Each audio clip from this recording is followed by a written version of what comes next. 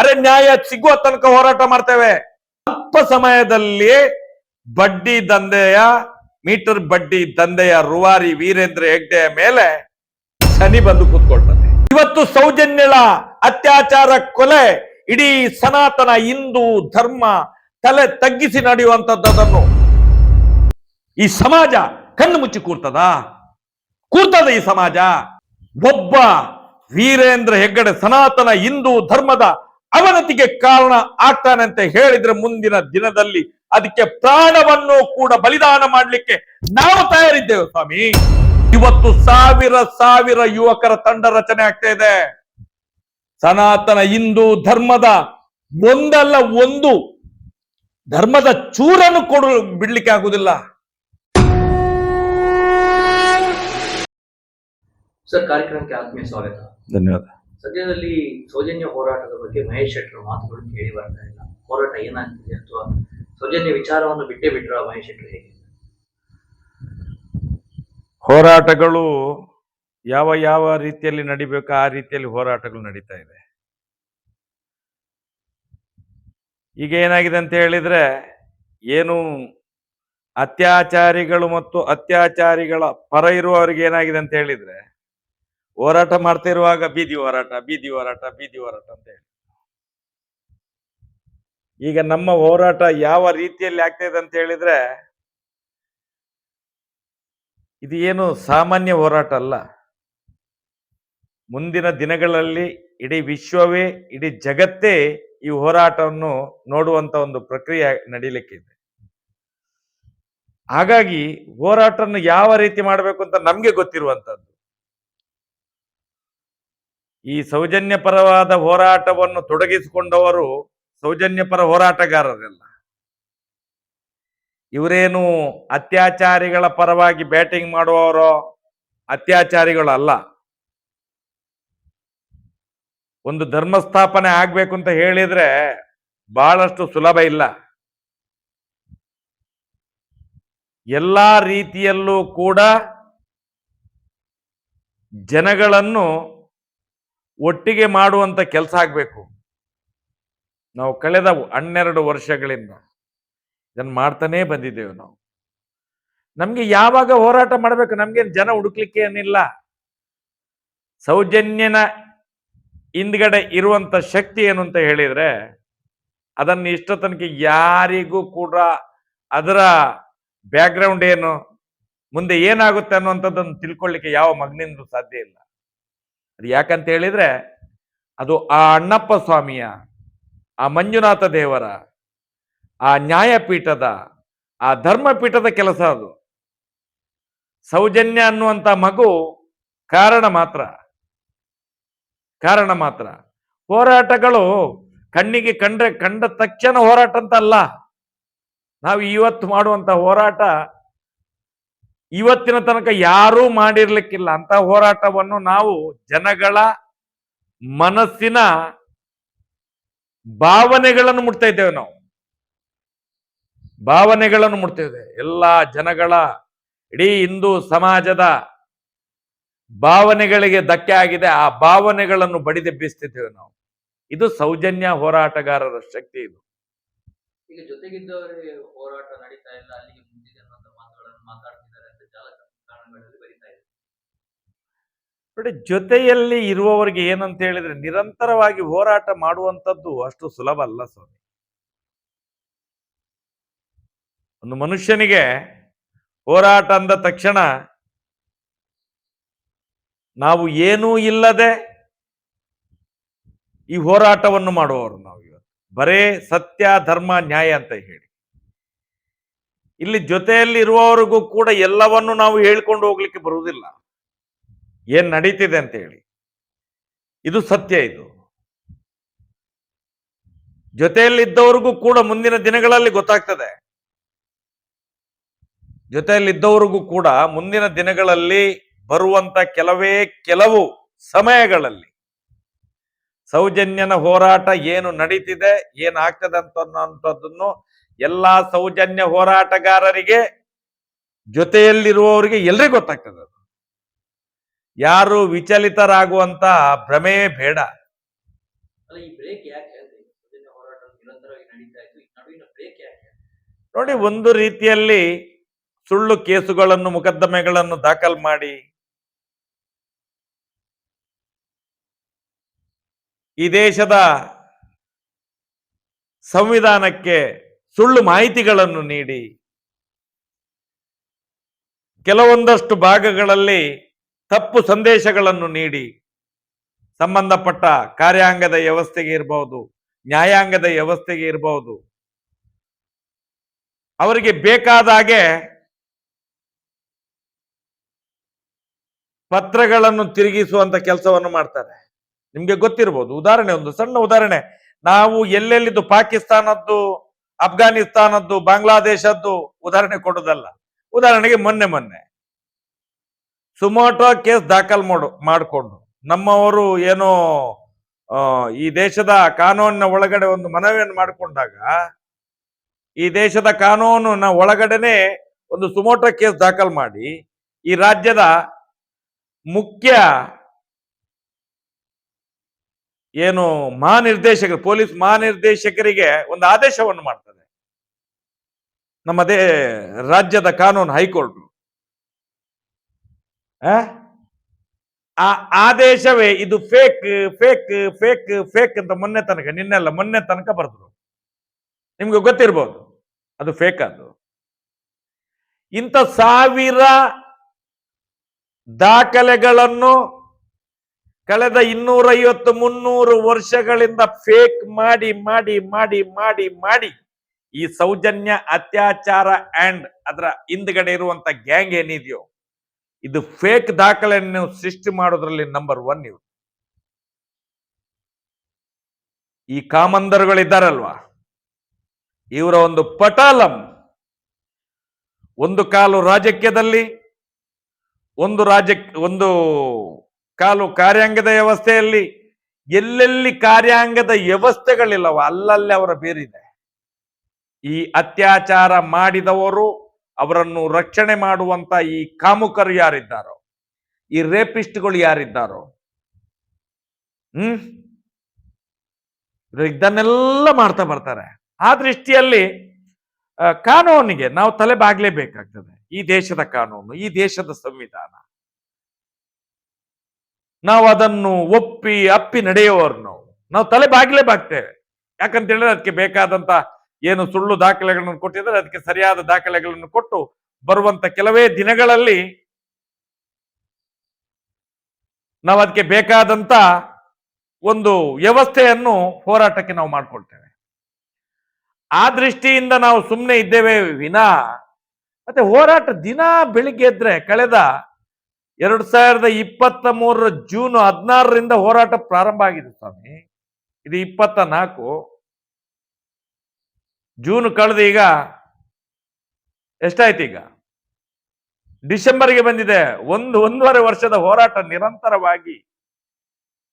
ಯಾರು ಈ ಹೋರಾಟಗಾರರು, ಹೋರಾಟಕ್ಕೆ ಬರುವಂತವರನ್ನು ನಾವು ಎಲ್ಲಿ ಕೂಡ ದುಡ್ಡು ಕೊಟ್ಟು, ಆಮಿಷ ಒಡ್ಡಿ, ಗಾಡಿ ಕಳಿಸಿ, ಡೊನೇಷನ್ ಕೊಟ್ಟು ತರಿಸುವಂತ ಜನಗಳಲ್ಲ. ಅವರಿಗೂ ಈ ಸೌಜನ್ಯಳ ಹೋರಾಟಕ್ಕೆ ತೀರ್ಮಾನ ಸಿಗುವಂತ ಸಂದರ್ಭದಲ್ಲಿ ಅವರು ಕೂಡ ಸ್ವಲ್ಪ ಫ್ರೀಡಮ್ ಅಲ್ಲಿ ಇರಬೇಕು.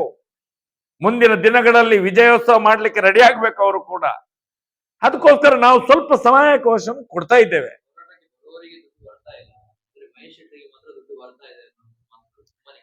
ನೋಡಿ, ಅದು ಇದೇನು ಹೊಸ್ತಲ್ಲ ಸ್ವಾಮಿ. ಇದು ಆ ಮಟ್ಟಣ್ಣವರು, ನಮ್ಮ ಸೌಜನ್ಯ ಪರ ತಮ್ಮಣ್ಣ ಇರ್ಬೋದು, ಪ್ರಸನ್ನಕ್ಕ ಇರ್ಬೋದು, ನಮ್ಮ ಬಡ್ಡಿ ಜಯಂತಣ್ಣ ಇರ್ಬೋದು, ನೀತಿ ತಂಡದ, ಮತ್ತೆ ನಮ್ಮ ಬಡ್ಡಿ ವ್ಯವಹಾರದ ಬಗ್ಗೆ ಹೋರಾಟ ಮಾಡುವಂತ ನಮ್ಮ ಟೀಮಿನ ಸದಸ್ಯರುಗಳಿರ್ಬೋದು, ರವಿ ಶೆಟ್ಟಿ ಇರ್ಬೋದು, ಸಂತೋಷ್ ಇರ್ಬೋದು, ಬೇರೆ ಬೇರೆ ಎಲ್ಲ ಜನಗಳು ಕೂಡ ನಾವು ಪದೇ ಪದೇ ಅದನ್ನೇ ಹೇಳ್ತಾ ಬರ್ತಾ ಇದ್ದೇವೆ. ಅದನ್ನೇ ಹೇಳ್ಕೊಂಡು ಬರ್ತಾ ಇದ್ದೇವೆ ನಾವು. 12 ವರ್ಷ ಇದೆ ಇದು. ನನ್ಗಂತೂ ಇದು ಮಾಮೂಲಿ ಆಗಿಬಿಟ್ಟಿದೆ. ಹೋರಾಟ ಮಾಡಿದ್ರೆ ಬೀದಿ ಹೋರಾಟ, ಸುಮ್ಮನೆ ಕೂತ್ಕೊಂಡ್ರೆ ದುಡ್ಡು ತಗೊಂಡಿದ್ದಾರೆ ಅಂತ ಹೇಳಿ. ನಾನು ಹೇಳುವಂತದ್ದು ಎಷ್ಟೋ ಸಲ ಹೇಳಿದ್ದೆ, ನನಗೆ ನಾಚಿಕೆ ಆಗ್ತದೆ. ಈ ಪಾಪಿಗಳ ಇವ್ರದೊಂದು ಏನು ಈ ಕಾಮುಕರ ಕಾಮಂದರ ಒಂದು ಏನು ಟೀಮ್ ಇದೆ ಅಲ್ಲ, ಡಿ ಗ್ಯಾಂಗ್ ಇದೆ ಅಲ್ವಾ, ಆ ಡಿ ಗ್ಯಾಂಗಿನ ಅವ್ರು ನತಮಸ್ತಕರಾಗಿದ್ದಾರೆ. ಅವರಿಗೆ ಏನು ಸಿಗುದಿಲ್ಲ, ಅವರಿಗೆ ಯಾವುದೇ ವಿಷಯಗಳು ಸಿಗುವುದಿಲ್ಲ. ಅವರಿಗೆ ಏನಾದ್ರೂ ಸುಳ್ಳು ಪೇಪರ್ ಅನ್ನು ರೆಡಿ ಮಾಡೋದು, ಅದನ್ನು ಕೊಡೋದು. ಈಗ ಉದಾಹರಣೆಗೆ ನೋಡಿ, ಈ ಫೇಸ್ಬುಕ್ ವಾಟ್ಸಪ್ಗಳು ಅದನ್ನು ಬ್ಲಾಕ್ ಮಾಡುವಂಥದ್ದು.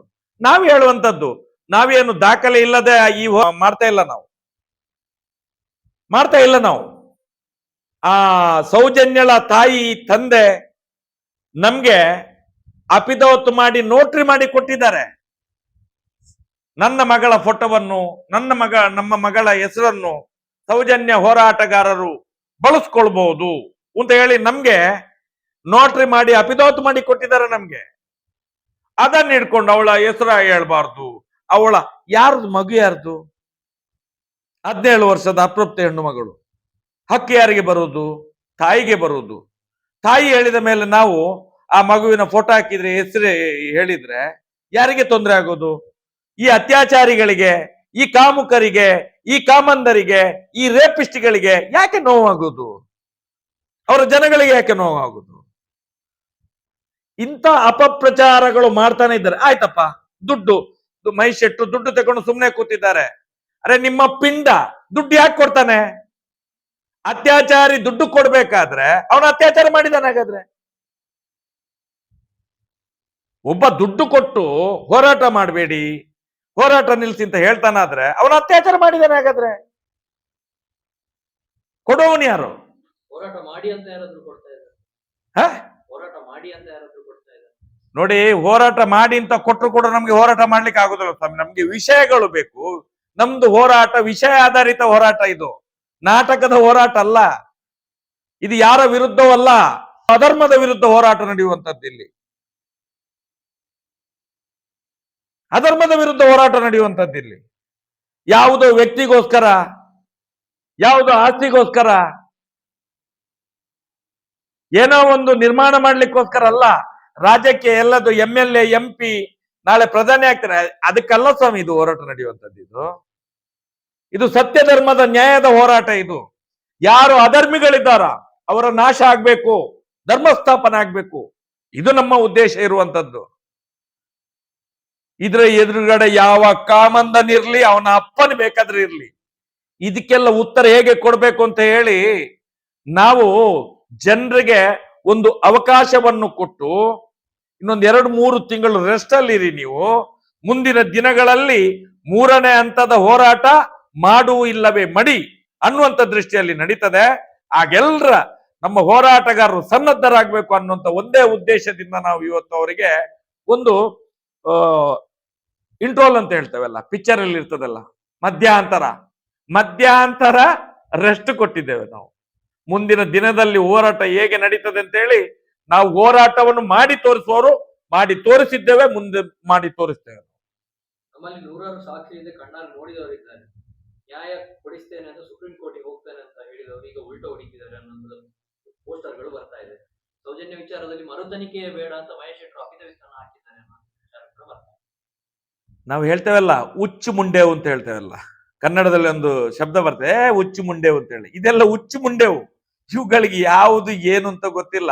ನೋಡಿ, ಯಾವಾಗ ರೇಪಿಸ್ಟ್ಗಳ ಪರವಾಗಿ, ರೇಪಿಸ್ಟ್ಗಳ ಜೊತೆಯಾಗಿ ಇವರು ಏನು ಪೋಸ್ಟರ್ಗಳನ್ನು, ಅವರ ಪರವಾಗಿ ಪೋಸ್ಟರ್ಗಳನ್ನು ಮಾಡ್ತಾರ, ಇವರು ನಿಜವಾಗಿಯೂ ಇವರು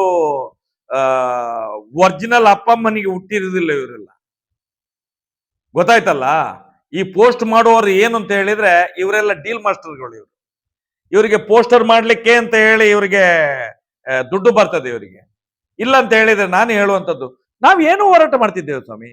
ಅರೆ, ಪೋಸ್ಟರ್ ಮಾಡುವನ ಮನೆಯ ಹೆಣ್ಣು ಮಕ್ಕಳನ್ನು ಅತ್ಯಾಚಾರ ರೇಪಿಸ್ಟ್ ಮಾಡಿದ್ರೆ ನಾಳೆ ನಾವೇ ಹೋರಾಟ ಮಾಡುವ, ಅದು ತಿಳ್ಕೊಳ್ಳಿ. ಅವರು ಪೋಸ್ಟರ್ ಮಾಡುವ, ಪೋಸ್ಟರ್ ಹಾಕಿಸೋ ಇದ್ದಾನಲ್ಲ, ಆದ್ರೆ ಹಿಂದ್ಗಡೆ ಬಾಗಿಲಲ್ಲಿ ನಿಂತ್ಕೊಂಡು ಹೇಳುವವನಿದ್ದಲ್ಲ ಹೀಗೆ ಮಾಡಿ ಅಂತ ಹೇಳಿ, ಅವನ ಮನೆ ಹೆಣ್ಮಕ್ಳು ನಾಳೆ ರೇಪ್ ಆದ್ರೂ ನಾವೇ ಅದಕ್ಕೆ ಹೋರಾಟಕ್ಕೆ ಹೋಗೋರು ನಾಳೆ. ಗೊತ್ತಾಯ್ತಲ್ಲ. ಹಿಂದೂ ದೇವಸ್ಥಾನದಲ್ಲಿ ಹಿಂದೂಗಳಿಗೆ ಹಕ್ಕಿಲ್ಲ ಅಂತ ವೀರೇಂದ್ರ ಹೆಗ್ಡೆ ಅಫಿಡವಿಟ್ ಅನ್ನ ಮಾಡಿದ್ದಾರೆ ಸುಪ್ರೀಂ ಕೋರ್ಟ್ ನಲ್ಲಿ ಅಂತ ಮಾತಾಡ್ತಾ ಇದ್ದಾರೆ. ಅದ್ರ ವಿಚಾರವಾಗಿ ಜನಗಳು ಯಾಕೆ ಮಾತಾಡ್ತಿಲ್ವಾ? ನೀವೇನಾದ್ರೂ ಸುಳ್ಳು ಹೇಳ್ತಾ ಇದ್ದೀರಾ ಅಥವಾ ಜನಗಳಿಗೆ ಬೇಡವಾ?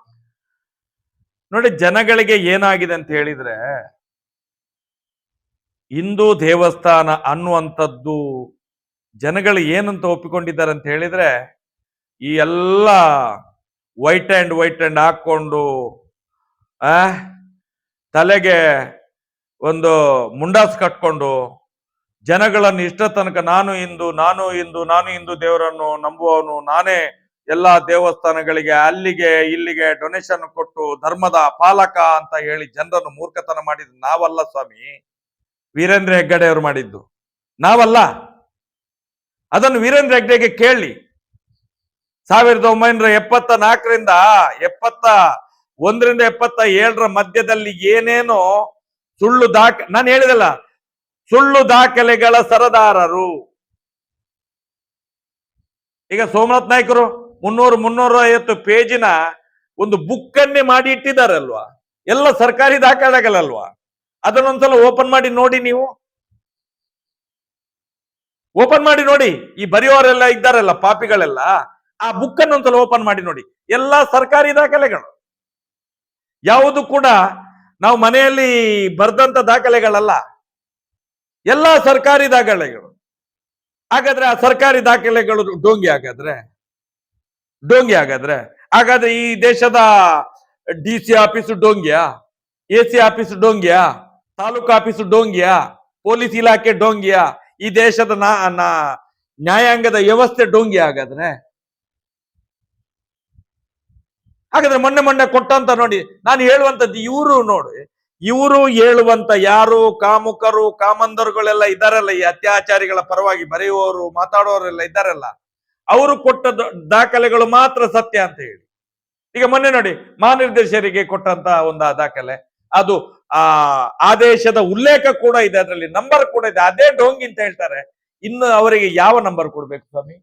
ಇನ್ನು ಯಾವ ದಾಖಲೆಗಳನ್ನು ಕೊಡ್ಬೇಕು? ಸೋಮನಾಥ್ ನಾಯಕರು ಎಲ್ಲ RTI ಅಲ್ಲಿ ತೆಗ್ದಂತ ಆ 10 ರೂಪಾಯಿ ಚಾನಲ್ ಕಟ್ಟಿ ತೆಗ್ದಂತ ದಾಖಲೆಗಳಲ್ವಾ, RTI ಇದರಿಂದಲೇ ತೆಗ್ದಂತ ಸರ್ಕಾರಿ ದಾಖಲೆಗಳಲ್ವಾ. ಎಷ್ಟು ಕಡೆಯಲ್ಲಿ ನಾಶ ಮಾಡಿದ್ದಾರೆ ದಾಖಲೆಗಳನ್ನು. ಮುಂದಿನ ದಿನಗಳಲ್ಲಿ ಗೊತ್ತಾಗ್ತದೆ ಸ್ವಾಮಿ. ಅದು ಎಲ್ಲ ಈ ಬರೆಯೋರೆಲ್ಲ ಇದ್ದಾರಲ್ಲ, ಮೊದ್ಲು ಇವರ ಜಾಗ ಯಾರ ಹೆಸರಿಗೆ ಇದೆ ಅಂತ ನೋಡ್ಕೊಳ್ಳಿ. ಈಗ ವಕ್ಫ್ ಬೋರ್ಡ್ ಒಂದು ಬರ್ತಾ ಉಂಟಲ್ಲ, ಅದೇ ರೀತಿ ಈ ಧರ್ಮಸ್ಥಳದವರಿಗೆ ಹೆಸರಿಗೆ ಎಷ್ಟೆಷ್ಟು ಜಾಗ ಆಗಿದೆ ಅಂತ ನೋಡ್ಕೊಳ್ಳಿ ಫಸ್ಟಿಗೆ. ಬಡ್ಡಿ ದಂಧೆ ವಿರುದ್ಧ ಆರ್ಡರ್ ಆಗಿದೆ, ಹೌದು. ಆದ್ರೆ ಬಡ್ಡಿ ದಂಧೆ ನಿಲ್ತಾ ಇದೆಯಾ? ಬಡ್ಡಿ ದಂಧೆ ನಿಲ್ತಾ ಇದೆ ಅಂತ ಹೇಳು. ನಾವು ಇಲ್ಲಿ ಓಪನ್ ಆಗಿ ಬಂದು ನಿಮ್ದು ಇಷ್ಟು ಲಕ್ಷ 54-60 ಲಕ್ಷ ಜನರಲ್ಲಿ ಇಷ್ಟು ಜನ ನಮ್ಮ ಜೊತೆಯಲ್ಲಿ ಇದ್ದಾರೆ ಅಂತೇಳಿ ನಾವೇನ್ ಲೀಸ್ಟ್ ಕೊಡ್ಬೇಕಾ? ಅವರಿಗೆ ಗೊತ್ತಿಲ್ವ? ಈಗ ಬಡ್ಡಿ ದಂಧೆ ಹವ್ಯಾತವಾಗಿ ನಡೀತಂತ ಬಡ್ಡಿ ದಂಧೆ ಎಲ್ಲ ಕಡೆಯಲ್ಲಿ ನಿಂತಿದೆ. ನನ್ನ ಲೆಕ್ಕದಲ್ಲಿ ಮುಂದಿನ ಸ್ವಲ್ಪ ಸಮಯದಲ್ಲಿ, ಅಲ್ಪ ಸಮಯದಲ್ಲಿಯೇ ಬಡ್ಡಿ ದಂಧೆಯ ಮೀಟರ್ ಬಡ್ಡಿ ದಂಧೆಯ ರೂವಾರಿ ವೀರೇಂದ್ರ ಹೆಗ್ಡೆಯ ಮೇಲೆ ಶನಿ ಬಂದು ಕೂತ್ಕೊಳ್ತಾನೆ. ಇದು ಸತ್ಯ. ನಾವು ಮಾತಾಡಬಾರ್ದು ಅಂತ ಅವರ ಮೇಲೆ ಕೇಸ್ ಆಗಿದೆ, ಮಾತಾಡಬಾರ್ದು ಅಂತ ಹೇಳಿ ಎಲ್ಲಿ ಇಲ್ಲ, ಎಲ್ಲಿ ತಪ್ಪಾಗಿದೆ ಅದನ್ನು ಹೇಳುವಂತದ್ದು ನಮ್ದು ಫಂಡಮೆಂಟಲ್ ರೈಟ್. ಅದು ಈ ದೇಶದ ಸರ್ವೋಚ್ಚ ನ್ಯಾಯಾಲಯ ಸುಪ್ರೀಂ ಕೋರ್ಟೇ ಕೊಟ್ಟಂತ ಒಂದು ತೀರ್ಮಾನ. ಅದು ಫಂಡಮೆಂಟಲ್ ರೈಟ್ ಅಂತ ಹೇಳಿದ್ರೆ ಇದನ್ನ ಯಾರಿಂದಾದ್ರೂ ನಿಲ್ಲಿಸ್ಲಿಕ್ಕೆ ಆಗ್ತದಾ? ಸುಪ್ರೀಂ ಕೋರ್ಟೇ ನಿಲ್ಲಿಸಬೇಕು. ಇದನ್ನು ಮಾತಾಡಬಾರ್ದು ಅಂತ ಹೇಳಿ. ಹಾಗಾದ್ರೆ ಅತ್ಯಾಚಾರ ಮಾಡ್ಕೊಂಡೇ ಇರೋದಾ? ಹಿಂದೂ ದೇವಸ್ಥಾನಗಳನ್ನು ಲೂಟಿ ಹೊಡೆದು ಕೊಳ್ಳೆ ಹೊಡೆದು ಧಾರ್ಮಿಕ ಭಯೋತ್ಪಾದನೆಯನ್ನು ಮಾಡ್ತಾ ಇರುವುದಾ? ದೀನ ದಲಿತರ ಸಾವಿರಾರಲ್ಲ ಲಕ್ಷಾಂತರ ಕೋಟಿ ದುಡ್ಡನ್ನು ಬಡ್ಡಿಯ ರೂಪದಲ್ಲಿ ವಸೂಲು ಮಾಡಿ ಇಡೀ ಸಮಾಜವನ್ನು ನಾಶ ಮಾಡ್ತಾನೆ ಇರುವುದಾ? ಯಾಕೆ ಸ್ವಾಮಿ ಸಮಯ? ಅಧಿಕಾರಿಗಳು, ಈ ದೇಶದ ಕಾನೂನು ಅಧಿಕಾರಿಗಳು, ರಾಜಕೀಯ ವ್ಯಕ್ತಿಗಳು ಯಾವುದೇ ಫಲಾಪೇಕ್ಷೆ ಇಲ್ಲದೆ ಒಂದು ಸಲ ಜೈ ಅಂತ ಹೇಳಿ, ಒಂದು ಸಲ ಆವತ್ತಿಗೆ ಇತಿಶ್ರೀ ಆಗ್ತದೆ. ಇದಕ್ಕೆ ದಿನ ಬೇಡ ಸ್ವಾಮಿ, ಇದಕ್ಕೆ ದಿನ ಬೇಡ, ಬರೇ ಸೆಕೆಂಡುಗಳು. ಇಂಥ ಪಾಪಿಗಳ ಒಂದು ಅಧಿಪತ್ಯ ಅಧಪತನ ಆಗ್ಬೇಕಾದ್ರೆ ಬರೇ ಸೆಕೆಂಡುಗಳು ಮಾತ್ರ, ತಕ್ಷಣ ಆಗ್ಬಿಡ್ತದೆ ಅದು. ಈಗ ಮುಂದಿನ ನಿಲುವೇನು ಮಹೇಶ್? ಈಗ ಹೋರಾಟದ ವಿಚಾರದಲ್ಲಿ ಆಗಿರ್ಬೋದು, ಬಡ್ಡಿ ದಂಧೆ ಒಂದಷ್ಟು ಏನು ಅಕ್ರಮಗಳು ನಡೀತಾ ಇದೆ ಎಲ್ಲವನ್ನ ತೆಗೆದುಹಾಕಿದ್ರೆ ಹೇಗೆ ಮುಗಿಸ್ತೀರಾ ಅಂತ. ಈ ದೇಶದಲ್ಲಿ ಇವತ್ತು ಏನು ರಾಮ ರಾಜ್ಯದ ಕನಸು ಅಂತ ಹೇಳಿ ಮಹಾತ್ಮ ಗಾಂಧೀಜಿಯವರು ಹೇಳಿದ್ರಲ್ಲ, ಅವತ್ತು ರಾತ್ರಿ 12 ಗಂಟೆಗೂ ಕೂಡ ಹೆಣ್ಣು ಮಕ್ಕಳು ರಸ್ತೆಯಲ್ಲಿ ಬೀದಿಯಲ್ಲಿ ನಡೆಯುವಾಗೆ ಆಗ್ಬೇಕು ಅಂತ ಹೇಳಿ, ನಾನು ಒಂದೇ ಪ್ರಶ್ನೆ ಕೇಳುವಂಥದ್ದು, ಆವತ್ತು ಎಷ್ಟು ಲಕ್ಷ ಈ ದೇಶ ಪ್ರೇಮಿಗಳ ಬಲಿದಾನ ಆಯ್ತು. ಇವತ್ತು ಒಬ್ಬೊಬ್ಬರಿಂದ ಆ ಬಲಿದಾನಕ್ಕೆ ಮಸಿ ಬಳಿತಿದ್ದಾರೆ ಅಂತ ಹೇಳಿದ್ರೆ ಈ ದೇಶ ಸ್ವಾತಂತ್ರ್ಯವಾ? ಈ ದೇಶ ಯಾವ ಕಡೆ ಸಾಗ್ತಾ ಇದೆ? ಈ ದೇಶದ ಕಾರ್ಯಾಂಗದ ವ್ಯವಸ್ಥೆ ಏನು? ಪತ್ರಿಕಾ ರಂಗಗಳು ಸತ್ತಿದ್ದವ? ಕೇಳ್ಬೇಕಲ್ಲ ನಾವು. ಕಾಮುಕರ ಅಟ್ಟಹಾಸ, ಮಠ ಮಧ್ಯಾಹ್ನ, ಹೆಣ್ಣು ಮಕ್ಕಳ ಅತ್ಯಾಚಾರ, ಕೊಲೆ, ಇವತ್ತು ಸೌಜನ್ಯಳ ಅತ್ಯಾಚಾರ, ಕೊಲೆ, ಇಡೀ ಸನಾತನ ಹಿಂದೂ ಧರ್ಮ ತಲೆ ತಗ್ಗಿಸಿ ನಡೆಯುವಂತದ್ದನ್ನು ನೀವ್ ಹೇಳ್ತೀರಿ. ನಿಮ್ಮ ಎಲ್ಲಿ ತನಕ ಹೋರಾಟ ಮಾಡ್ತೀರಿ ಅಂತ ಹೇಳಿ, ಅರೆ ನ್ಯಾಯ ಸಿಗುವ ತನಕ ಹೋರಾಟ ಮಾಡ್ತೇವೆ. ಆ ಹೆಣ್ಣು ಮಗುವನ್ನು ಅವಳ ಪ್ರಾಣ ಹೋದ ಬಳಿಕ ಕೂಡ ಅತ್ಯಾಚಾರ ಮಾಡಿದ್ದಾರೆ, ಶವದ ಮೇಲೆ ರೇಪ್ ಮಾಡಿದ್ದಾರೆ. ಈ ಸಮಾಜ ಕಣ್ಣು ಮುಚ್ಚಿ ಕೂರ್ತದ ಈ ಸಮಾಜ? ಈ ಕಾರ್ಯಾಂಗಗಳು ಕೂರ್ತಾರ? ಕಣ್ಣು ಮುಚ್ಚಿ ಕೂರ್ತಾರ ಇವರು? ಲಕ್ಷ ಜನರ ಬಲಿದಾನ ಇವತ್ತು ಮಣ್ಣು ಪಾಲಾಗ್ತಿದಲ್ಲ, ಇದನ್ನು ನೋಡ್ಕೊಂಡು ಬದುಕುವವರು ಈ ಭಾರತಾಂಬೆಯ ಶಾಪಕ್ಕೆ ಗುರಿ ಆಗ್ತಾರೆ ಸ್ವಾಮಿ. ಭಾರತಾಂಬೆಯ ಶಾಪಕ್ಕೆ ಗುರಿ ಆಗ್ತಾರೆ. ಹೇಳಿದ ತಕ್ಷಣ ಭಾರತ್ ಮಾತೆ, ಭಾರತ್ ಮಾತೆ, ಭಾರತ್ ಮಾತೆ ಹೇಳಿದ ತಕ್ಷಣ ಅಯೋಧ್ಯೆ, ಪ್ರಭು ಶ್ರೀರಾಮಚಂದ್ರ, ಪ್ರಭು ಶ್ರೀರಾಮಚಂದ್ರ. ಎಲ್ಲಿ ಸ್ವಾಮಿ? ಎಲ್ಲಿ? ಒಬ್ಬ ಹಿಂದೂ ನಾಯಕ ಇಷ್ಟ ತನಕ ನಾವು ಹೇಳಿದೆ ಬೇಡ, ಅತ್ಯಾಚಾರದ ವಿಷಯದಲ್ಲಿ ಮಾತಾಡ್ಲಿಲ್ಲ, ಬೇಡ ಬಡ್ಡಿ ದಂಧೆಯ ವಿಷಯದಲ್ಲಿ ಅದೇ ಒಂದು ಟೀಮ್ ಕೆಲಸ ಮಾಡ್ತಿದೆ, ನಾವು ಕೇಳುದಿಲ್ಲ ಅವರ ಹತ್ರ, ಹಿಂದೂ ನಾಯಕರುಗಳ ಹತ್ರ. ಇಡೀ ದೇಶವನ್ನು ಹಿಂದೂ ರಾಷ್ಟ್ರ ಮಾಡ್ತೇವೆ. 2047ಕ್ಕೆ ಏನಾಗ್ತದೆ? ಭಯಂಕರವಾದ ಬದಲಾವಣೆ ಆಗ್ತದೆ, ಭಾರತ ವಿಶ್ವಕ್ಕೆ ಗುರು ಆಗ್ತದೆ ಅಂತ ಹೇಳ್ತಾರಲ್ಲ ಇವರೆಲ್ಲ. ಎಲ್ಲಿ ಸತ್ತಿದ್ದಾರೆ ಸ್ವಾಮಿ? ಎಲ್ಲರ ನರ ಸತ್ತೋಗಿದ್ಯಾ? ಎಲ್ಲರ ನರ ಸತ್ತೋಗಿದ್ಯಾ? ಹೇಳ್ತಾ ಇದ್ದೇವಲ್ಲ ನಾವು. ಹಿಂದೂ ದೇವಸ್ಥಾನವನ್ನೇ ಉಸಲಾಯಿಸಿ ಸುಳ್ಳು ದಾಖಲೆಗಳನ್ನು ಸೃಷ್ಟಿ ಮಾಡಿ ಹಿಂದೂಗಳ ಭಾವನೆಗೆ ಧಕ್ಕೆ ತಂದಂತ ವೀರೇಂದ್ರ ಹೆಗ್ಗಡೆಯನ್ನು ಪ್ರಶ್ನೆ ಮಾಡುವಂತ ಒಂದು ಕಿಂಚಿತ್ತು ವ್ಯವಧಾನ ನಿಮ್ಗೆ ಇಲ್ಲ ಅಂತ ಹೇಳಿದ್ರೆ ಹಿಂದೂ ನಾಯಕರುಗಳಿಗೆ, ಈ ಮಣ್ಣಲ್ಲಿ ನೀವು ಬದುಕಿ ಈ ಸಂಘಟನೆಗಳನ್ನು ಕಟ್ಟಿ ನಾಮರ್ದುಗಳು ನೀವೆಲ್ಲ. ನೈತಿಕತೆ ಇಲ್ಲ ಈ ಮಣ್ಣಲ್ಲಿ ಬದುಕಲಿಕ್ಕೆ ನಿಮ್ಗೆ. ಈ ದೇಶವನ್ನು ವಿಶ್ವಗುರು ಮಾಡ್ತೇವೆ ಅಂತ ಹೇಳಲಿಕ್ಕೂ ನಿಮ್ಗೆ ಯಾವುದೇ ಅಧಿಕಾರ ಇಲ್ಲ ನಿಮ್ಗೆ. ಹಿಂದೂಗಳನ್ನು ಮೋಸ ಮಾಡ್ತೀರಿ, ಓಟ್ ತಗೊಳ್ತೀರಿ, ಇಡೀ ಹಿಂದೂ ಸಮಾಜವನ್ನು ನಾಶ ಮಾಡ್ತೀರಿ. ಯಾಕೆ ಮಾತಾಡುದಿಲ್ಲ ನೀವುಗಳು? ಯಾಕೆ ಮಾತಾಡುವುದಿಲ್ಲ? ಹಿಂದೂಗಳ ದೇವಸ್ಥಾನ ಅಲ್ಲ ಇದು. ಹಿಂದೂ ದೇವಸ್ಥಾನ ಮಂಜುನಾಥ, ಹಿಂದೂ ದೇವಸ್ಥಾನ ಅಣ್ಣಪ್ಪ ಸ್ವಾಮಿ ಯಾರ ಹೆಸರಿಗೆ ಇದೆ? ಮಂಜುನಾಥ ಸ್ವಾಮಿಯ ದೇವರ ಹೆಸರಲ್ಲಿ, ಮಂಜುನಾಥ ದೇವರ ಹೆಸರಲ್ಲಿದ್ದ RTC ಕೂಡ, ಪಹಣಿ ಪತ್ರ ಕೂಡ ಇವತ್ತು ವೀರೇಂದ್ರ ಹೆಗ್ಗಡೆ ಹೆಸರಿಗೆ ಆಗಿದಲ್ಲ. ಮಾತಾಡ್ಬೇಡಿ ಅಂತ ಹೇಳಿದ್ರೆ ಹೇಗೆ ಮಾತಾಡಬಾರ್ದು? ಯಾಕೆ ಮಾತಾಡಬಾರ್ದು? ಇದನ್ನು ಕೇಳಿದ್ರೆ ನೋವಾಗ್ತದ ನಿಮ್ಗೆ? ಇದ ಈ ದೇಶದ ಕಾನೂನು? ಇದ ಈ ದೇಶದ ಕಾರ್ಯಾಂಗದ ವ್ಯವಸ್ಥೆಗಳು? ಇದ ಈ ದೇಶದ ಸ್ವತಂತ್ರ? ಇದನ್ನು ನಾವು ಮಾತಾಡಬಾರ್ದಾಗಾದ್ರೆ? ಆಯ್ತು ಸ್ವಾಮಿ, ನಾವು ಮಾತಾಡುದಿಲ್ಲ. ಮುಂದಿನ ದಿನಗಳಲ್ಲಿ ನಿಮ್ಮ ಮನೆಯ ಮುಂದಿನ ಪೀಳಿಗೆಗೆ ಏನು ಉತ್ತರ ಕೊಡ್ತೀರಿ ನೀವು? ಅದನ್ನು ಹೇಳಿ ನಮ್ಗೆ.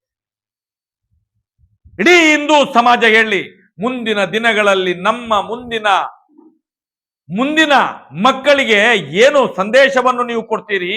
ಯಾವ ಸಂದೇಶವನ್ನು ಕೊಡ್ತೀರಿ? ಬಜರಂಗದಳ ಇರ್ಬೋದು, ವಿಶ್ವ ಹಿಂದೂ ಪರಿಷತ್ ಇರ್ಬೋದು, ಹಿಂದೂ ಜಾಗರಣ ವೇದಿಕೆ ಇರ್ಬೋದು, ಭಾರತೀಯ ಜನತಾ ಪಾರ್ಟಿ ಇರ್ಬೋದು, RSS ಇರ್ಬೋದು, ಹಿಂದೂ ಎಲ್ಲಿ ಸ್ವಾಮಿ ನಿಮ್ಮ? ನಿಮ್ಮ ಬಾಯಲ್ಲಿ ಒಂದು ಮಾತು ಬಂದಿದೆ ಇಲ್ಲಿ ತನಕ? ಏನ್ ಡೀಲ್ ಆಗಿದ್ದೀರ ನೀವೆಲ್ಲ?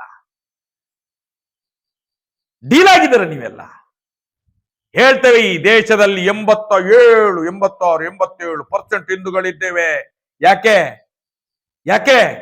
ನೀವು ಮಾಡುವಂತ ಪಾಪ ಭಾರತ ಮಾತೆಯ ಅವನತಿ ಆಗ್ತಾ ಇದೆ. ಇಲ್ಲಿ ಅವನತಿ ಆಗ್ತಾ ಇದೆ. ನಾಚಿಕೆ ಆಗ್ಬೇಕು ನಿಮ್ಗೆಲ್ಲ ನಾವು ಹಿಂದೂಗಳು ಅಂತ ಹೇಳಲಿಕ್ಕೆ.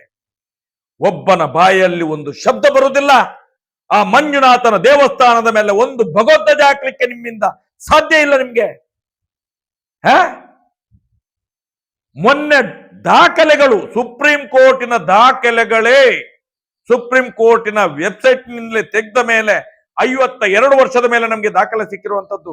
ಆ ದಾಖಲೆ ನೋಡಿ ಕೂಡ ನಿಮ್ಗೆ ಅಯ್ಯೋ ಅನಿಸುದಿಲ್ಲ ಅಂತ ಹೇಳಿದ್ರೆ, ಇದಿರಲ್ಲ ಹಿಂದೂ ನಾಯಕರುಗಳೆಲ್ಲ ಮಣ್ಣು ತಿನ್ಬೇಕು ನೀವು ಪಾಪಿಗಳು. ನಿಮ್ಗೆ ಇಡೀ ಸನಾತನ ಹಿಂದೂ ಧರ್ಮದ ಮುಕ್ಕೋಟಿ ದೇವತೆಗಳ ಶಾಪ ನಿಮ್ಗೆ, ಪಾಪಿಗಳಿಗೆ. ನಿಮ್ಗೆ ಹಾಳಾಗಿ ಹೋಗ್ತೀರಿ ನೀವು. ಹಿಂದೂ ಅಂತ ಹೇಳಲಿಕ್ಕೆ ನೀವು ನಾಲಾಯಕುಗಳು ನೀವುಗಳೆಲ್ಲ. ಎಷ್ಟು ಬೊಬ್ಬೆ ಹೊಡಿಬೇಕು ನಾವು? ಒಬ್ಬ ವೀರೇಂದ್ರ ಹೆಗ್ಗಡೆ ಸನಾತನ ಹಿಂದೂ ಧರ್ಮದ ಅವನತಿಗೆ ಕಾರಣ ಆಗ್ತಾನೆ ಅಂತ ಹೇಳಿದ್ರೆ ಮುಂದಿನ ದಿನದಲ್ಲಿ ಅದಕ್ಕೆ ಪ್ರಾಣವನ್ನು ಕೂಡ ಬಲಿದಾನ ಮಾಡಲಿಕ್ಕೆ ನಾವು ತಯಾರಿದ್ದೇವೆ ಸ್ವಾಮಿ. ಯಾರು ಇವರೆಲ್ಲ? ಯಾರು? ನಾನು ಪ್ರಶ್ನೆ ಮಾಡಿದ್ರೆ ಕೇಸ್ ಹಾಕ್ತೀರಿ. ಮುಂದಿನ ದಿನಗಳಲ್ಲಿ ಏನು ಮಾಡ್ತೇವೆ ಅಂತ ಗೊತ್ತಿಲ್ಲ ನಾವು. ಇದು ಬೇಕಾದ್ರೆ ತಿಳ್ಕೊಳ್ಳಿ. ಇದು ಬೇಕಾದ್ರೆ ಇವತ್ತು ಸಾವಿರ ಯುವಕರ ತಂಡ ರಚನೆ ಆಗ್ತಾ ಇದೆ. ಸನಾತನ ಹಿಂದೂ ಧರ್ಮದ ಒಂದಲ್ಲ ಒಂದು ಧರ್ಮದ ಚೂರನ್ನು ಬಿಡ್ಲಿಕ್ಕೆ ಆಗುದಿಲ್ಲ. ಇದು ನಮ್ಮ ಉದ್ದೇಶ ಇರುವಂತದ್ದು. ನಮ್ಮ ರಕ್ತ ಸನಾತನ ಹಿಂದೂ ಧರ್ಮದ ರಕ್ತ. ಯಾರೋ ಒಬ್ಬ ಬ್ರಿಟಿಷರ ಜೊತೆ ಸೇರ್ಕೊಂಡು ಬಂದು ಅದಕ್ಕೆ ಈ ದೇವಸ್ಥಾನವನ್ನು ತಕೊಂಡು ಇವತ್ತು ಹಿಂದೂ ದೇವಸ್ಥಾನವನ್ನು ನಾಶ ಮಾಡಿ ನುಗ್ತಾರೆ ಅಂತ ಹೇಳಿದ್ರೆ ಬಿಡುವಂತದ್ದು ನಮ್ಮ ಜಾಯಮಾನ ಅಲ್ಲ. ಇದು ನಮ್ಮ ಹಕ್ಕು, ಸನಾತನ ಹಿಂದೂ ಧರ್ಮದ ಹಕ್ಕು. ಅದು ನಮ್ಮ ರಕ್ತ. ಅದು ಮಾತಾಡಿದ್ರೆ ಏನ್ ಹೇಳ್ತಾರೆ? ಈ ಅತ್ಯಾಚಾರಿಗಳ ಕಾಮಂದರುಗಳ ಪಟಾಲಂ ಹೇಳ್ತದೆ, ಏನ್ ಇವ್ರು ಮಾತ್ರ ಹಿಂದೂ ದೇಶ ಕಟ್ಲಿಕ್ಕೆ ಹೊರಟವರು. ಮೂರ್ಖರು, ಸತಾ ಮೂರ್ಖರು. ಇನ್ನೂ ನಿಮ್ಗೆ ಅರ್ಥ ಆಗ್ತಾ ಇಲ್ಲ ಸ್ವಾಮಿ, ಇನ್ನೂ ಅರ್ಥ ಆಗ್ತಾ ಇಲ್ಲ. ಈ 12 ವರ್ಷದಲ್ಲಿ ಈ ಅತ್ಯಾಚಾರಿಗಳ ಪರವಾಗಿ ನಿಂತಂತ ಎಷ್ಟೋ ತಲೆಗಳು ಉರುಳಿ ಹೋಗಿ ಆಯ್ತು 12 ವರ್ಷದಲ್ಲಿ. ನೀವು ನಮ್ಮನ್ನು ಪ್ರಶ್ನೆ ಮಾಡ್ತೀರಿ. ಹೋರಾಟ ನಿಲ್ಸಿದ್ದಾರೆ, ದುಡ್ಡು ತಗೊಂಡಿದ್ದಾರೆ. ಆಯ್ತು ಸ್ವಾಮಿ, ದುಡ್ಡು ತಗೊಂಡಿದ್ದೇವೆ. ದುಡ್ಡು ಕೊಟ್ಟವ ಇಸ್ಕೊಂಡವ ವೀರಭದ್ರ, ಕೊಟ್ಟವ ಕೋಡಂಗಿ ಅಲ್ವ ಅವನು? ಯಾಕೆ ಕೊಡ್ತಾನೆ ಅವನು? ಅವನು ಪಕ್ಕಾ ಅತ್ಯಾಚಾರಿ ಇರ್ಬೇಕು. ಅವನು ನಮ್ಗೆ ದುಡ್ಡು ಕೊಟ್ಟು ಈ ಹೋರಾಟವನ್ನು ನಿಲ್ಲಿಸುವವ ಪಕ್ಕಾ ಅತ್ಯಾಚಾರಿ. ಯಾರು ಬರಿತಾನಲ್ಲ ವಾಟ್ಸಪ್ ಫೇಸ್ಬುಕ್ ಅಲ್ಲಿ, ಅವನ್ಗೆ ಕೇಳಿ ಅತ್ಯಾಚಾರಿ ಯಾರು ನಿನ್ನ ಅಪ್ಪನ ಅಂತ ಕೇಳಿ, ಉತ್ತರ ಕೊಡ್ಲಿ ಅವನು ಪಾಪಿಷ್ಟ. ಇವರು ಏನು ಅಂತ ತಿಳ್ಕೊಂಡಿದ್ದಾರೆ ಅಂತ ಹೇಳಿದ್ರೆ, ಎಲ್ಲಿ ಏನು ಬರ್ದ್ರೆ ನಡೀತದೆ ಅಂತ ಹೇಳಿ ಅಲ್ಲಿ ಕೆಲವರು ಬರೆಯುವಂತವ್ರು ಇದ್ದಾರೆ. ಪಾಪ ನನ್ಗೆ ಅಯ್ಯೋ ಅನ್ನಿಸ್ತದೆ. ಏನು ಈಗ ಈ ಅತ್ಯಾಚಾರಿಗಳ ಮೈ ಮೇಲೆ ನಡುಕ ಶುರುವಾಗಿದೆಲ್ಲ, ಅದೇ ರೀತಿಯ ವಾತಾವರಣ ಯಾರ್ಯಾರು ಈ ಅಧರ್ಮಿಗಳ ಜೊತೆ ಸೇರ್ಕೊಳ್ತಿರೋ ಎಲ್ರಿಗೂ ಇದು ಕಾದಿದೆ ಮುಂದಿನ ದಿನಗಳಲ್ಲಿ. ನಮ್ದು ಹೋರಾಟ ಇರುವಂತದ್ದು ಸತ್ಯದ, ನ್ಯಾಯದ, ಧರ್ಮದ ಪರವಾದ ಹೋರಾಟ. ಸೌಜನ್ಯ ಇರಬಹುದು, ವೇದವಲ್ಲಿ ಇರಬಹುದು, ಪದ್ಮಾಲತ ಕೊಲೆ ಇರಬಹುದು, ನಮ್ ನಾರಾಯಣ ಸಪಲ್ಯ ಮತ್ತು ಅವರ ತಂಗಿ ಯಮುನಲ ಕೊಲೆ ಇರಬಹುದು. ಅದರ ಮಧ್ಯದಲ್ಲಿ ನಡೆದಂತ ಕಳೆದ 150, 200, 250 ವರ್ಷಗಳಿಂದ ನಡೆದಂತ ಅದೆಷ್ಟೋ ಸಾವಿರ ಕೊಲೆಗಳು ಇರಬಹುದು, ಮೀಟರ್ ಬಡ್ಡಿ ದಂಧೆ ಇರಬಹುದು, ಸನಾತನ ಹಿಂದೂ ಧರ್ಮದ ಮೂಲ ಸ್ಥಾನವಾದಂತ ಧರ್ಮಕ್ಷೇತ್ರವಾದಂತ ಧರ್ಮಸ್ಥಳ ಹಿಂದೂಗಳ ಕೈಗೆ ಬರಬೇಕು ಅದೇ ಇರ್ಬೋದು, ದೀನ ದಲಿತರ ಭೂಮಿಯನ್ನು ಒಳಗೆ ಹಾಕಿದಂತ ವಿಚಾರಗಳಿರ್ಬೋದು. ಎಲ್ಲದಕ್ಕೂ ತೀರ್ಮಾನ ಸಿಗ್ಲೇಬೇಕು ಸ್ವಾಮಿ, ಸಿಗ್ಲೇಬೇಕು. ಎಂತೆಂತ ಸಾಧನೆ ಅಂತ ಹೇಳಿ ಅತ್ಯಾಚಾರ ಮಾಡಿದಂತ ರಾಮ್ ರೈಮನಂತವರೇ ಜೈಲಲ್ಲಿದ್ದಾರೆ. 5 ರಾಜ್ಯಗಳಲ್ಲಿ ಅವರ ಕರಾಳ ಒಂದು ಬೀಭತ್ಸಕರವಾದಂತ ಜನಗಳನ್ನು ಬಿಟ್ಟು ಅತ್ಯಾಚಾರ ಮಾಡಿದಂತ ಪಾಪಿ. ಇನ್ನು ಇತರ ಎಷ್ಟೋ ಸಾಧಕರು ಅಂತ ಹೇಳಿ ಜನಗಳನ್ನು ಮಂಗೆ ಮಾಡುವಂತ ಪಾಪಿಗಳಿರ್ಬೋದು, ಇವತ್ತು ನಡೆದಾಡುವ ದೇವರು ಅಂತ ಹೇಳುವಂತ ಪಾಪಿಗಳು, ಅತ್ಯಾಚಾರಿಗಳು, ಕಾಮಂದರುಗಳು ಇರ್ಬೋದು. ಇದಕ್ಕೆ ಈ ಮಣ್ಣು ಮುಂದಿನ ದಿನಗಳಲ್ಲಿ ಉತ್ತರ ಕೊಟ್ಟೇ ಕೊಟ್ಟದೆ ಸ್ವಾಮಿ. ಬೆಟ್ಟಕ್ಕೆ ಬೆಟ್ಟ ಅಡ್ಡ ಇದ್ದೇ ಇದೆ, ಅಡ್ಡ ಇದ್ದೇ ಇದೆ. ಇದನ್ನು ತಿಳ್ಕೊಳ್ಳಿ. ನಾನೇ ಮಾಡಿದ್ದು ಸರಿ ಅಂತ ಹೇಳಿದ್ರೆ ಏನು ಬ್ರಿಟಿಷ್ ಆಳ್ವಿಕೆನೆ ಇದು? ಏನು ಮೊಘಲರ ಆಳ್ವಿಕೆನೆ ಇದು? ಸಾಧ್ಯವೇ ಇಲ್ಲ, ಸಾಧ್ಯವೇ ಇಲ್ಲ. ಈ ದೇಶದ ಸಂವಿಧಾನದ ಅಡಿಯಲ್ಲಿ ನಾವೆಲ್ಲ ಸಂವಿಧಾನದ, ಈ ದೇಶದ ಭಾರತಾಂಬೆ ಮಕ್ಕಳು ನಾವು ಆ ಸಂವಿಧಾನಕ್ಕೆ ತಲೆ ತಗ್ಗಿಸಿ ನಾವು ಖಂಡಿತವಾಗಿಯೂ ನ್ಯಾಯಯುತವಾಗಿ, ಸತ್ಯಯುತವಾಗಿ, ಧರ್ಮಯುತವಾಗಿ ಬದುಕಲೇಬೇಕು. ನಾವು ಬದುಕಲೇಬೇಕು. ಇದು ನಮ್ಮ ಉದ್ದೇಶ ಇರುವಂತದ್ದು. ನಾವು ಇವತ್ತು ಏನು ಮುಂದಿನ ಪೀಳಿಗೆಗಳಿಗೆ ಸಂದೇಶವನ್ನು ಕೊಡುವುದು ಅಂತ ಹೇಳಿದ್ರೆ, ಇವತ್ತು ನನ್ನ ಅಪ್ಪ ಮಾಡಿದ ತಪ್ಪು ಇವತ್ತು ನಾನು ಮಾಡಿದ್ರೆ ಮುಂದೆ ನನ್ನ ಮಕ್ಕಳು ಕೂಡ ನನ್ನನ್ನು ಪ್ರಶ್ನೆ ಮಾಡ್ತಾರೆ, ನೀನ್ ಎಂತ ಅಪ್ಪ? ಇಂಥ ಪಾಪಿಗಳನ್ನು ಇಟ್ಕೊಂಡು ಬದುಕಿದ್ಯಲ್ಲ ಈ ಮಣ್ಣಲ್ಲಿ, ಇಂಥ ಅತ್ಯಾಚಾರಿಗಳನ್ನು ಇಟ್ಕೊಂಡು ಬದುಕಿದ್ಯಲ್ಲ ಈ ಮಣ್ಣಲ್ಲಿ ಅಪ್ಪ, ಇಂಥ ರೇಪಿಸ್ಟ್ಗಳನ್ನು ಇಟ್ಕೊಂಡು ದೇವಸ್ಥಾನದಲ್ಲಿ ಇಟ್ಕೊಂಡು ಬದುಕಿದ್ಯಲ್ಲ ಅಪ್ಪ, ಇಂಥ ಕಾಮಂದರನ್ನು ಇಟ್ಕೊಂಡು ಬದುಕಿದ್ಯಲ್ಲಪ್ಪ. ಪ್ರಶ್ನೆ ಮಾಡಿದ್ರೆ ಏನು ಉತ್ತರ ಕೊಡ್ಬೇಕು ಸ್ವಾಮಿ? ನಮ್ಮ ಮಕ್ಕಳು ನಮ್ಮನ್ನು ಪ್ರಶ್ನೆ ಕೇಳಿದ್ರೆ ಏನು ಉತ್ತರ ಕೊಡ್ಬೇಕು? ಇದು ಮುಂದಿನ ದಿನಗಳಲ್ಲಿ ಆಗ್ಬಾರ್ದು ಅನ್ನುವಂತ ಒಂದೇ ಒಂದು ಕಾಳಜಿ. ಇದು ಪೂರ ನೆರವೇರಿಸಿದಾಗವೇ ಭಾರತ ವಿಶ್ವಗುರು ಆಗ್ತದೆ. ಹೇಳ್ತೀರಿ, ಹೇಳಿದ ತಕ್ಷಣ ಹೇಳ್ತೀರಿ, ಏನ್ ಹೇಳ್ತೀರಿ? ಕಾಂಗ್ರೆಸ್ಗಳು 65 ವರ್ಷದ ಮಾಡಿದ್ದಾರೆ, ಅವರು ಪಿಂಡ ಮಾಡಿದ್ದಾರೆ, ಅವರು ಇವತ್ತು ಮಾಡ್ತಿದ್ದಾರೆ. ನೀವೇನ್ ಮಾಡಿದ್ರಿ? ಅವ ಚಾಪೆಯ ಅಡಿಗೆ ತೂರಿದ್ರೆ ನೀವು ರಂಗೋಲಿ ಅಡಿಗೆ ತೂರುವಂತ ಪಾಪಿಗಳಾಗಿದ್ದೀರಿ ನೀವು. ಎಲ್ಲಾ ರಾಜಕೀಯ ಪಕ್ಷಗಳು ಹಿಂದೂ ಧರ್ಮದ ದಮನವನ್ನು ಮಾಡ್ಲಿಕ್ಕೆ ಹೊರಟಿದೆ. ಇದಕ್ಕೆ ಅವಕಾಶಗಳನ್ನು ಆ ಧರ್ಮಪೀಠ, ನ್ಯಾಯಪೀಠ ಕೊಡುವುದಿಲ್ಲ. ಇವತ್ತೇ ತಿಳ್ಕೊಳ್ಳಿ. ಎಲ್ರಿಗೂ ಹೇಳ್ತಾನೆ, ಈ ರಾಜ್ಯದ, ಈ ದೇಶದ ಪ್ರಧಾನ ಮಂತ್ರಿಯಿಂದ ಹಿಡಿದು ಮಾಮೂಲಿ ಒಂದು ಗ್ರಾಮ ಪಂಚಾಯತ್ ಸದಸ್ಯನವರಿಗೆ ಹೇಳ್ತೇನೆ, ಧರ್ಮವನ್ನು ಮಿತಿ ಮೀರಿ ನಡೆದ್ರೆ ಮುಂದಿನ ದಿನಗಳಲ್ಲಿ ಏನು ಇವತ್ತು ಈ ರಾಜ್ಯದ ಮುಖ್ಯಮಂತ್ರಿಯನ್ನು ನೋಡಿ ಕಲೀರಿ, ಡಿ.ಸಿ.ಎಂ ಅನ್ನು ನೋಡಿ ಕಲೀರಿ.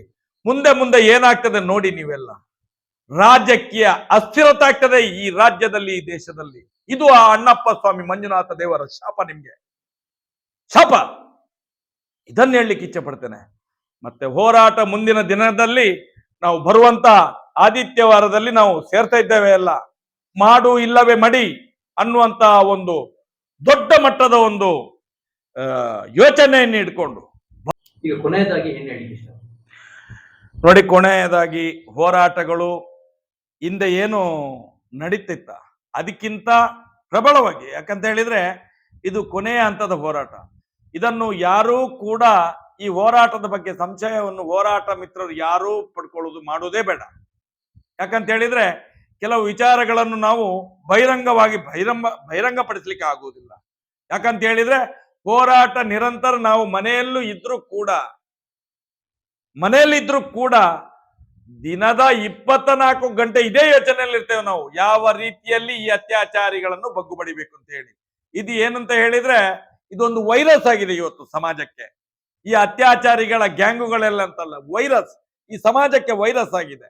ಆ ವೈರಸ್ ಅನ್ನು ತೆಗಿಬೇಕಾದ್ರೆ ಏನೋ ಕೊರೋನಾದ ಸಂದರ್ಭದಲ್ಲಿ ಇಡೀ ದೇಶವೇ ಎದ್ದು ಒಂದು ದೊಡ್ಡ ಮಟ್ಟದ ಒಂದು ಸಾಂಘಿಕವಾದಂತ ಒಂದು ಹೋರಾಟವನ್ನು ಮಾಡಿ, ದಿಟ್ಟವಾದ ಹೋರಾಟವನ್ನು ಮಾಡಿ, ಪಕ್ಷ ಭೇದ, ಜಾತಿ ಭೇದ, ಧರ್ಮ ಭೇದ ಎಲ್ಲವನ್ನು ಬಿಟ್ಟು ಈ ಕೊರೋನಾವನ್ನು ಹೇಗೆ ಓಡಿಸಿದ್ರು ಅದೇ ರೀತಿ ಇವತ್ತು ನಮ್ಮ ಬೆಳ್ತಂಗಡಿ ತಾಲೂಕಿನ ಧರ್ಮಸ್ಥಳ ಗ್ರಾಮದಿಂದ ಶುರುವಾದಂತ ಈ ಒಂದು ವೈರಸ್ ಇದೆಲ್ಲ, ಈ ವೈರಸ್ ಅನ್ನು ಕಿತ್ತಾಗುವ ತನಕ ನಾವು ವಿರಾಮ ಮಾಡುವುದಿಲ್ಲ ಸ್ವಾಮಿ. ಇದು ಎಲ್ಲ ಹೋರಾಟ ಮಿತ್ರರಲ್ಲಿ, ಹೋರಾಟಕ್ಕೆ ಬೆಂಬಲವನ್ನು ಕೊಡುವ ಜನರ ಹತ್ರ ಗಟ್ಟಿಯಾಗಿ ಕಳೆದ 12 ವರ್ಷದಿಂದ ಮೂಡಿ ಬಂದಿದೆ. ಇನ್ನು ಅದರ ಪ್ರಕ್ರಿಯೆ ಎಲ್ಲಿ ತನಕ ಅಂತ ಹೇಳಿದ್ರೆ, ಈಗ ನಮ್ಗೆ ಉತ್ತರ ಕರ್ನಾಟಕ, ಮಧ್ಯ ಕರ್ನಾಟಕ ಈ ಭಾಗವನ್ನು ನಾವು ಯೋಚನೆ ಮಾಡ್ತಾ ಇದ್ದೆವು, ಹೈದರಾಬಾದ್ ಕರ್ನಾಟಕವನ್ನು. ಈಗ ನೋಡಿದ್ರೆ ನಾವು ಹೋರಾಟ ಮಾಡಿ ಮಾಡಿ ಮಾಡಿ ಸ್ವಲ್ಪ ರೆಸ್ಟ್ ಪಡಿತಿದ್ದೇವೆ. ಈಗ ಎಲ್ಲ ರಾಜ್ಯದ ಎಲ್ಲ ಜಿಲ್ಲೆಗಳಲ್ಲೂ ದೇಶದಲ್ಲಿ ಅಲ್ಲಲ್ಲಿ ಈ ವಿಚಾರಗಳು ಪ್ರಸ್ತಾಪ ಆಗ್ಲಿಕ್ಕೆ ಪ್ರಾರಂಭ ಆಗ್ತಿದೆ. ಮುಂದಿನ ದಿನ ಪಾರ್ಲಿಮೆಂಟಿನ ಒಳಗಡೆ ಕೂಡ ಪ್ರಸ್ತಾಪ ಆಗ್ತದೆ. ಇದು ನೆನಪಿರಲಿ. ಅದಕ್ಕೆ ಬೇಕಾದಂತ ಎಲ್ಲ ಈ ಮಧ್ಯಂತರದಲ್ಲಿ ಎಲ್ಲ ಈ ಇಂಟ್ರೋಲ್ ಸಮಯದಲ್ಲಿ ಎಲ್ಲ ವಿಷಯಗಳನ್ನು ನಾವು ಮಾಡ್ತಾನೆ ಬರ್ತಾ ಇದ್ದೇವೆ. ಯಾರು ಸುಮ್ಮನೆ ಕೂತಿಲ್ಲ, ಯಾರು ವಿಚಲಿತರಾಗುವಂತದ್ದು ಬೇಡ. ದುಡ್ಡು ಕೊಟ್ಟಿದ್ದೇನಂತೆ ಇವತ್ತು ಹಳ್ಳಿ ಪ್ರಚಾರಗಳನ್ನು ಮಾಡ್ತಾ ಇದ್ದಾರೆ. ದುಡ್ಡು ಕೊಟ್ಟವ ಅತ್ಯಾಚಾರಿ, ತೆಕೊಂಡವ ವೀರಭದ್ರ. ಅದಷ್ಟು ತಲೆಯಲ್ಲಿ, ಎಲ್ಲರ ತಲೆಯಲ್ಲಿ ಇರ್ಲಿ ಅಂತ ಹೇಳುವಂತ ಮಾತುಗಳನ್ನು ಹೇಳ್ತೇನೆ.